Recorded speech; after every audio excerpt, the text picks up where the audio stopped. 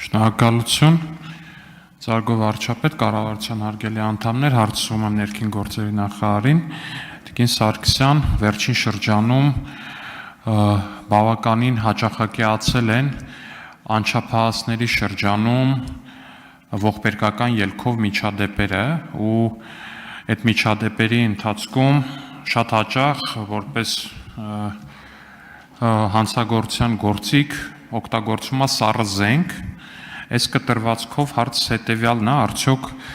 կատարվում են համապատասխան միջոցառումներ կամ գոնե նախատեսվում է Տիկին Անդրեասյանն էլ է այստեղ համատեղ ինչ-որ միջոցառումներ ավագ դպրոցներում մասնավորապես պարբերական շրջայցերի տեսքով ոստիկանության աշխատողների գուցե խուզարկությունների տեսքով այս առումով ինչ-որ միջոցառումներ կատարվում են, թե ոչ, եթե այո կխնդրեմ փոքրինչ ներկայացնել, շնորհակալություն։ Հարցին կպատասխանի ներքին գործերի նախարար Արփին Սարգսյան, համեցեք։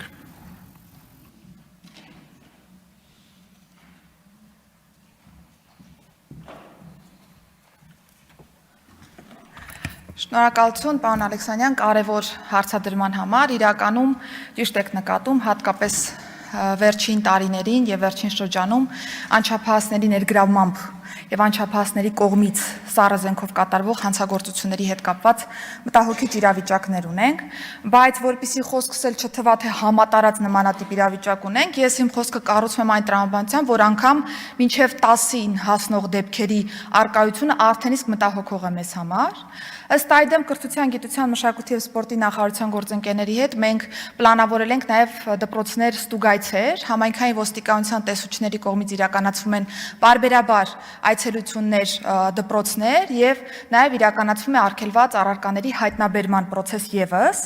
Ըստ այդմ ունենք նաեւ օրենսդրական փաթեթ, որտեղ որ հնարավորություն կտանք նաեւ սահմանելու այն արգելված իրերի եւ առարկաների ցանկը, որը որ պիտի հստակ լինի, որպեսզի մենք կարողանանք հետագայում զննության, խուզարկության process-ում կարողանանք հենց այդ ցուցակով առաջնորդվել եւ անչափահասները եւս հասկանան ինչն է կարելի, ինչը հատկապես չի կարելի։ Ասեմ, որ մենք նաեւ մշակել ենք օրենսդրական նախաձեռնություն, որը հուսով եմ կհասցնենք մինչեւ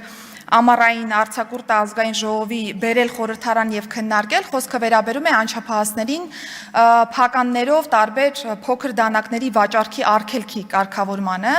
եւ հուսով եմ, որ նմանատիպ արգելքի նախատեսման պայմաններում մենք կգնանք նաեւ ավելի շատ կանխարգելման վրա շեշտը դնելու ուղղությամբ եւ կկարողանանք այս տեսանկյունից եւս որոշակի արդյունքներ ունենալ, բայց շատ կարեւոր է այստեղ ոչ միայն դպրոցների աշխատանքը, իրավապահ համակարգի աշխատանքը, այլ նաեւ ծնողական համայնքի աշխատանքը եւս, որովհետև մի բան է, երբ որ մենք ավելի շատ վերահսկողության տեսանկյունից ստուգում ենք այս դեպքերը եւ գնում ենք այդ դեպքերի արձանագրման եւ նաեւ բացահայտման ճանապարհով, մեկ այլ է իրավիճակը, երբ որ պիտի աշխատենք նաեւ ծնողական համայնքի հետ, որպեսզի նաեւ երեխային ճիշտ ուղղորդում տրվի որպես այդպեսին համանման առարկաներ չունենալու եւ առհասարակ հանրային վայրերում նմանատիպ առարկաներով ուղղակի դուրս չգալու տեսանկյունից։ Իհարկե վերջին ժամանակահատվածում, երբ որ մենք ուսումնասիրում ենք դեպքերը, ավելի շատ թեթև